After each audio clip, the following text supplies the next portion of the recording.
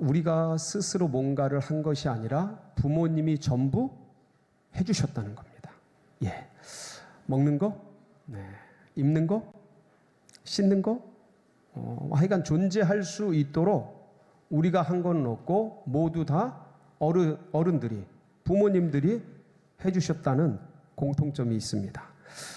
혹시 나는 어릴 때부터 혼자 먹고 살았다. 혼자 옷 입고 신발 신고 다 하셨다. 없죠? 네, 그런 분은 없습니다. 전적으로 의존한 채 부모님들이 전부 해주셨죠. 그러다가 이제 조금씩 자라나면서 신발도 본인이 신고 옷도 자기가 입고 밥도 혼자 먹을 줄 알게 되고, 그러면서 이제 부모님이 하시는 일과 자녀들이 하는 일이 나누어지기 시작했죠. 그리고 이제 청소년기를 지나서 청장년, 성년이 되면 이제 부모님들이 하시는 일과 우리들이, 자녀들이 하는 일들이 뚜렷하게 구별이 됩니다. 그렇죠. 영적으로도 똑같습니다. 여러분, 영적으로도요, 우리가 예수 그리스도를 딱 영접했을 때 하나님이 모든 것을 다 해주십니다. 예. 그러니까 초창기죠. 그러니까 인간이 할 수 있는 게 없습니다, 사실은. 인간의 구원과 영생 복락과 천국 소망을 가지고 살아가는 데 있어서 인간이 할 수 있는 게 없어요. 하나님이 전적으로 다 해주십니다. 이미 해놓으셨고, 그 그리스도 예수의 십자가 부활의 역사 속에서 하나님이 이루신 일들을 성령을 통해서 우리가 예수님을 영접할 때, 아주 어릴 때죠. 신생아죠, 영적으로는. 그때 그 이루어진 모든 일들이 적용되게 해주셨어요. 인간은 아무것도 할 수 없습니다. 전적으로 하나님이 하시는 거죠. 수많은 일들이 있죠. 일단은 우리의 모든 영 죽을 죄, 원죄, 자범죄, 과거의 죄, 현재의 죄, 미래의 죄, 그 모든 죄가 씻어지고 용서되어지죠. 이 죄가 용서됨으로 인해서 그리스도 예수께서 십자가에서 이루신 그 의가 우리에게 전가가 되죠. 그 예수 그리스도의 의가 전가됨으로 인해서 죽은 영이 부활되죠. 거듭나는 거예요. 신생이라 그래요. 살아나죠. 예, 죽지 않는 영으로 살아나는 거예요. 죽음을 이기고 나왔기 때문에.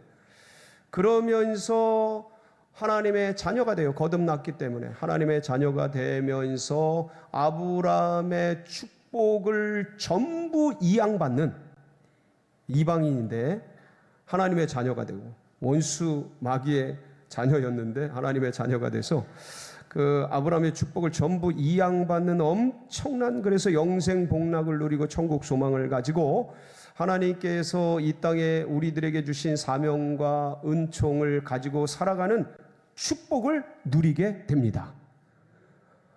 별로 안 기쁜가? 전적으로 주님이 해주시는 이 기쁨, 이런 은혜를 우리가 누리고 살아가게 되는 줄 믿습니다. 자, 그런데 하나님이 전적으로 다 해주시죠. 이건 이미 해놓으신 거고 적용되고 이루어지게 되어 있습니다.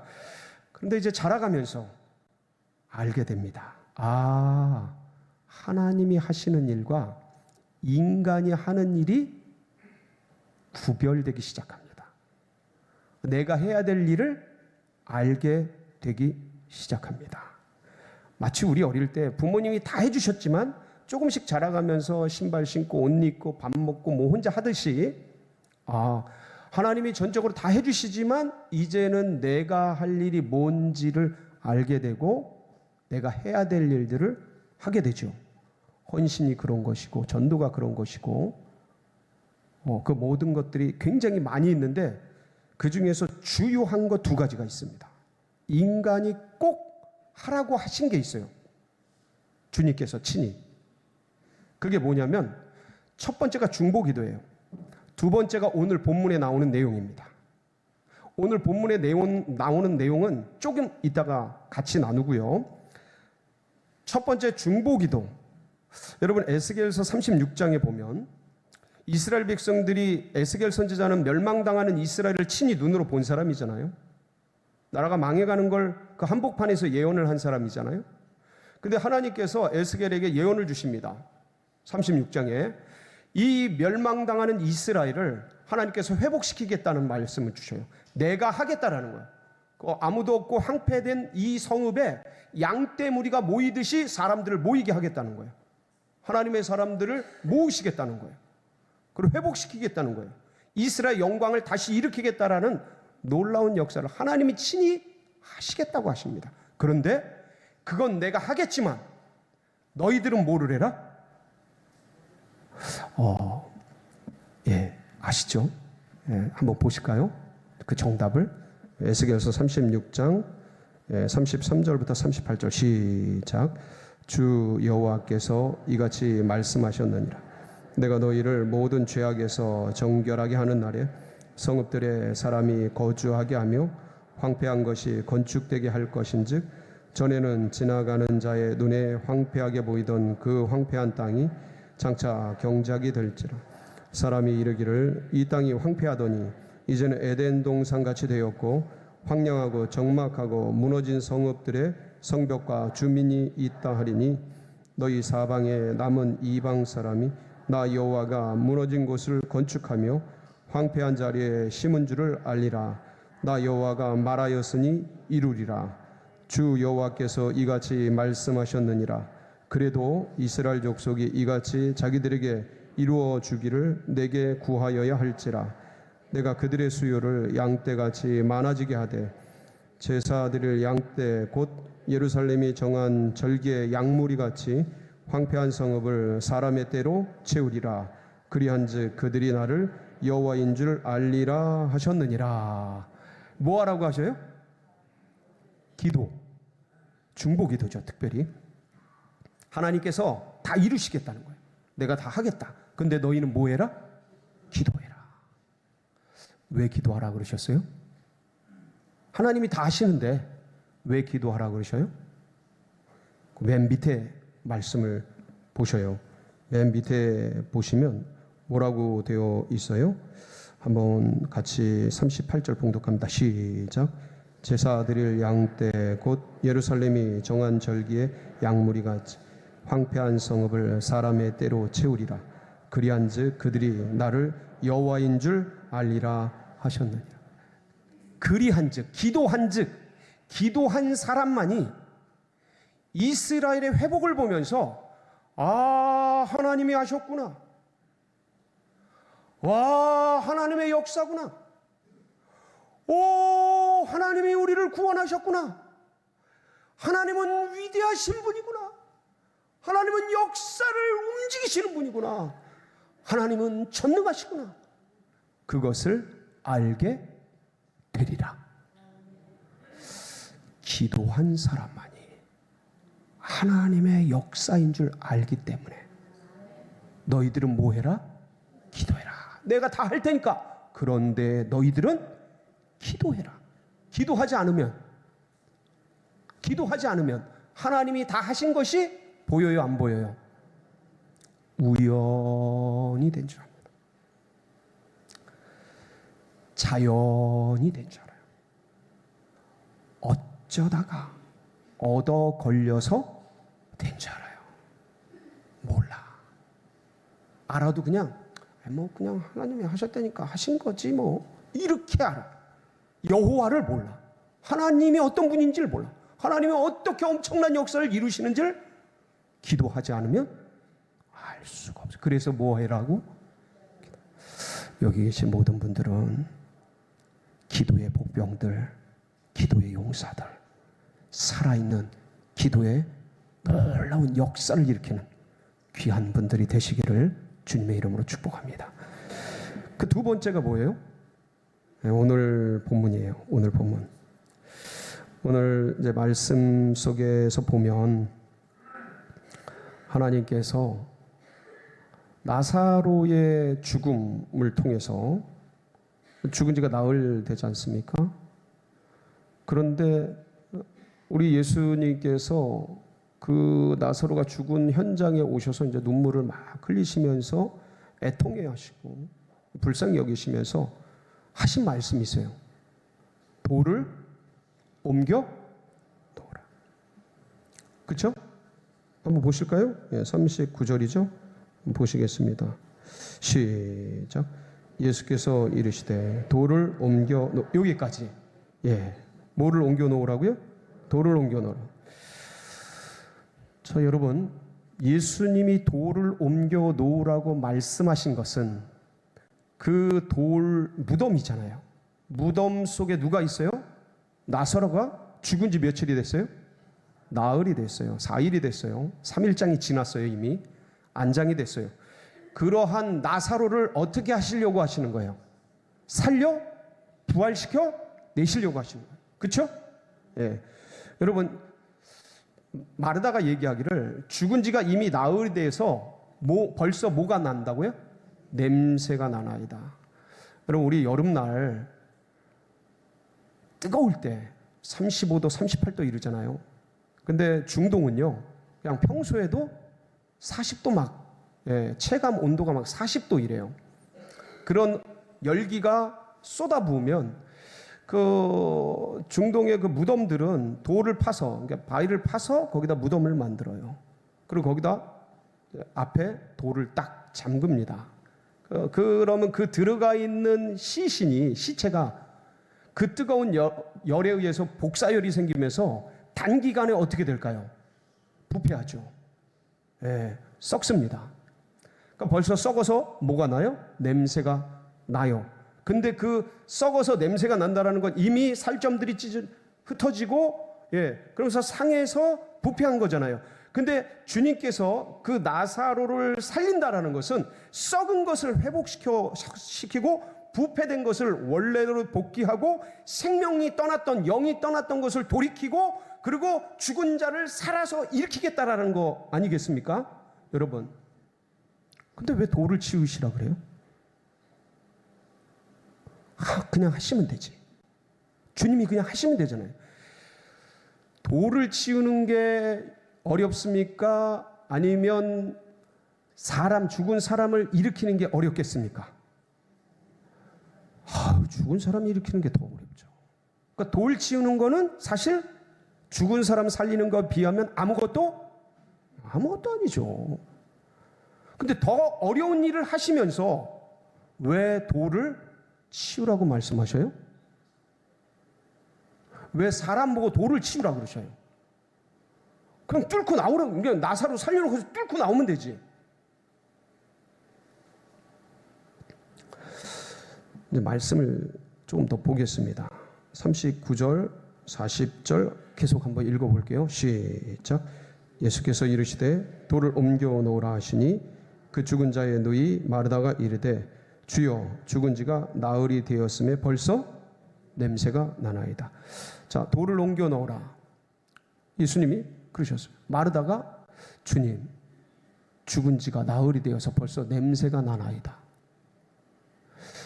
치우고 싶다는 거예요? 안 치우고 싶다는 거예요?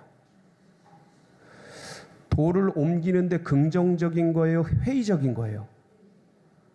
이거는 뭐 문자 그대로. 그거는 아닌데요. 벌써 나흘 돼서 냄새 나는데 그 돌을 옮기면 안 되는 것 같은데요. 주님이 그때 뭐라 그러셔요? 40절 뭐라 그러셨어요?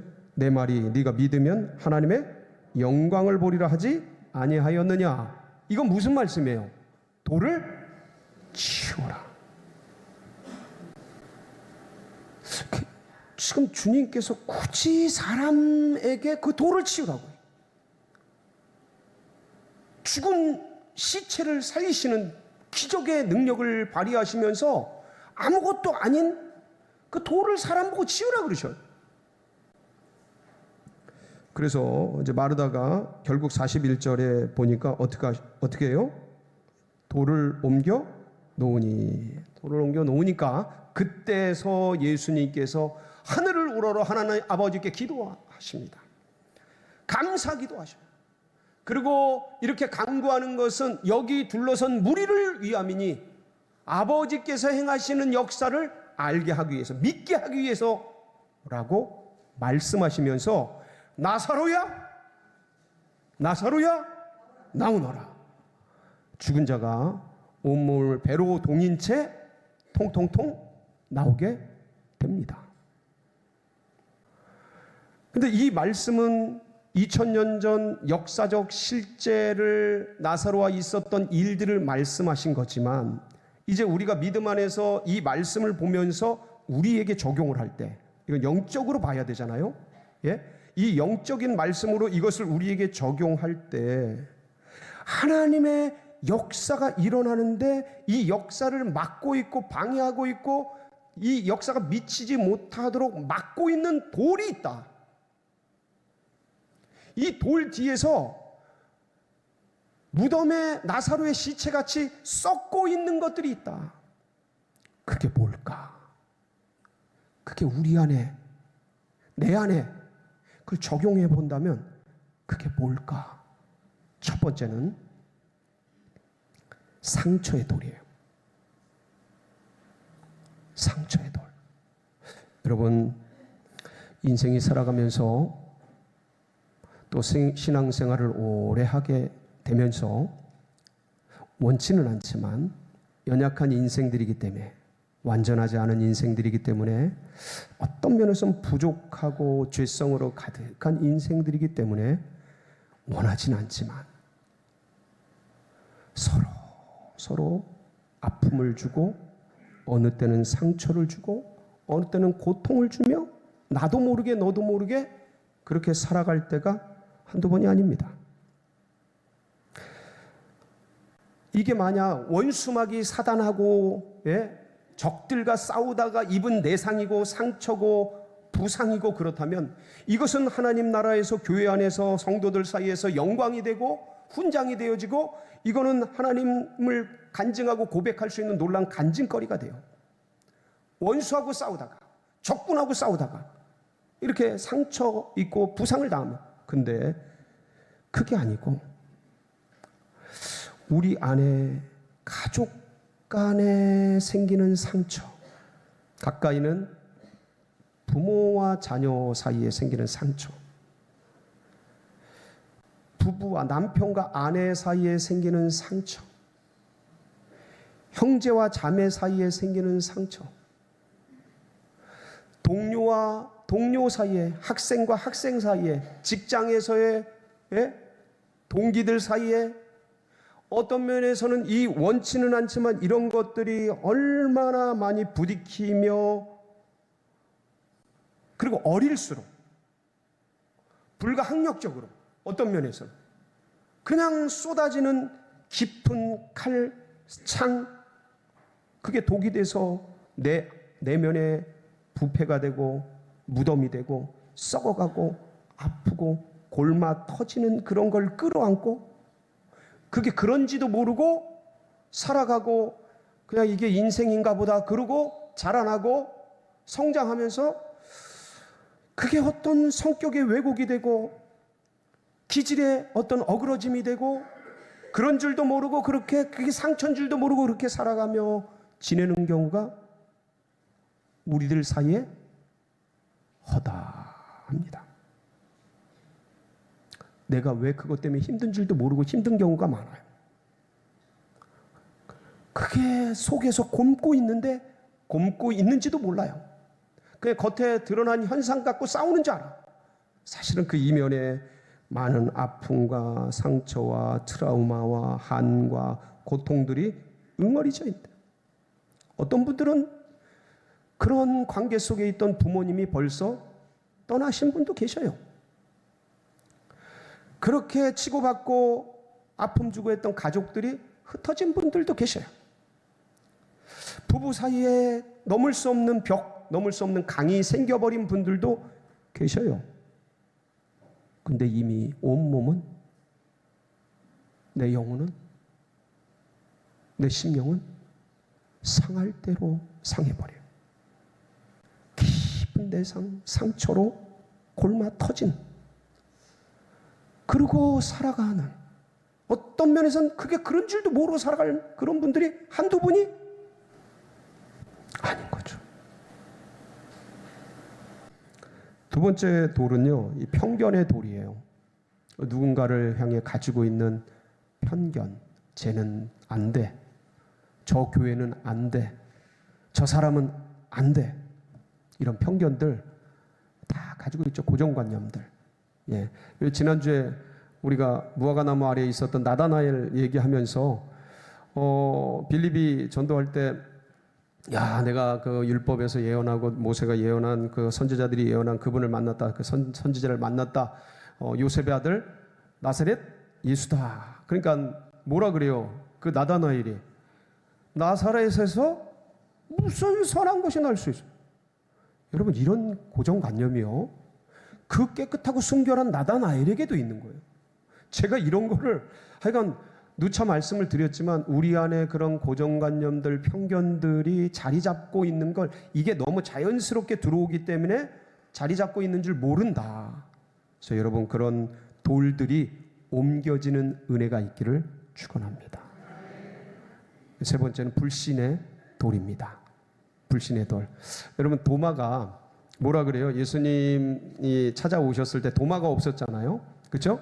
그 제자들이 예수님 만나가지고 와, 주님 부활하셨다 막 이러니까 도마가 뭐라 그래요?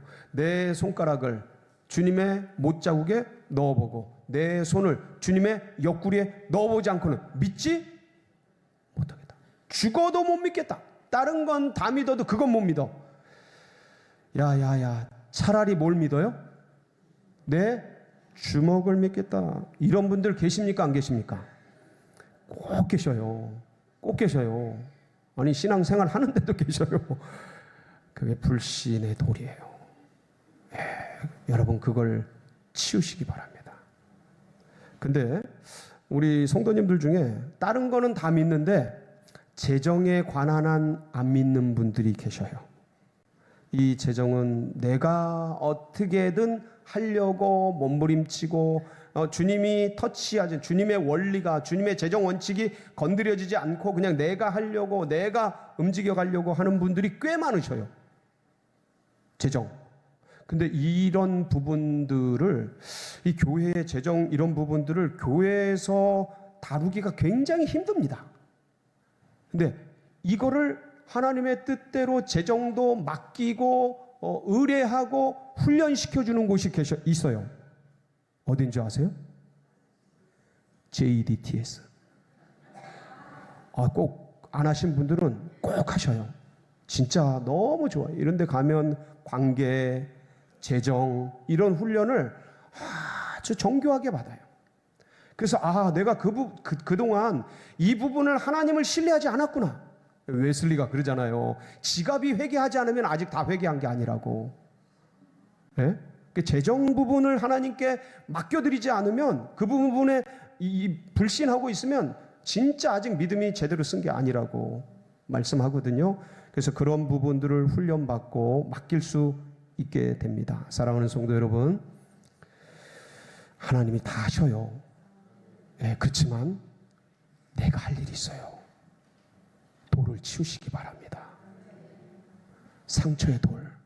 제가 쉽게 짧게 얘기하지만 이거 진짜 깊은 얘기예요. 내적 힐링을 6주, 10주 하는 그런 얘기를 드리는 거예요. 근데 성령께 맡기고 여러분 안에 그 상처의 돌들, 편견의 돌들, 불신의 돌들이 치워져서 이 새봄에 하나님의 꽃 피어나는 아름다운 영의 봄날이 임하시기를 주님의 이름으로 축복합니다.